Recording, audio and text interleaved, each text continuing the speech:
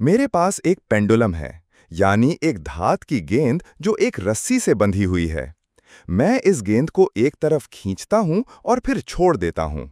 जैसे ही गेंद झूलने लगती है, हम इसकी हरकत का मुशाहिदा कर सकते हैं और ये जांच सकते हैं कि मुख्तलिफ मकामात पर गेंद के पास किस किस्म की तवानाई मौजूद होती है।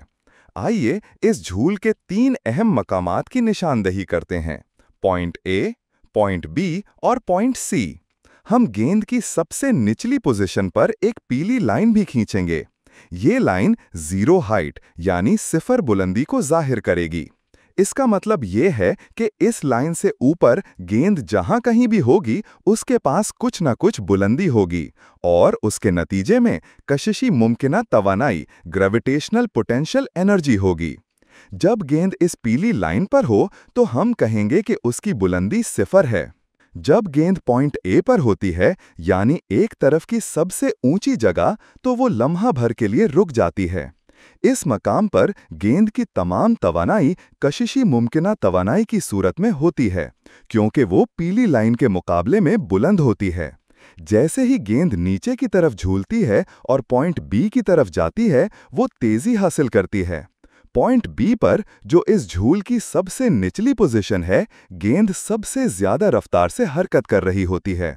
यहाँ पॉइंट ए पर मौजूद तमाम कशिशी मुमकिना तवानाई हरकत की तवानाई काइनेटिक एनर्जी में तब्दील हो चुकी होती है।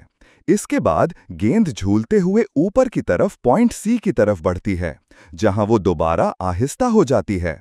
पॉइंट सी यानी दूसरी तरफ का सबसे ऊंचा मकाम पर पहुंचकर गेंद लम्हा भर को रुक जाती है। इस लम्हे पॉइंट बी पर मौजूद तमाम हरकत की तवानाई दोबारा कशिशी मुमकिना तवानाई में तब्दील हो चुकी होती है। ये पूरा अमल हमें ये दिखाता है कि तवानाई किस तरह एक सूरत से दूसरी सूरत में तब्दील हो सकती है। इस मिसाल में कशिशी मुमकिना तवानाई हरकत की तवानाई में तब्दील होती है और फिर वो दोबारा कशिशी मुमकिना तवानाई में तब्दील हो जाती है। ये तवानाई की तब्दीली का एक बेहतरीन और वाज़े मुज़ाहिरा है।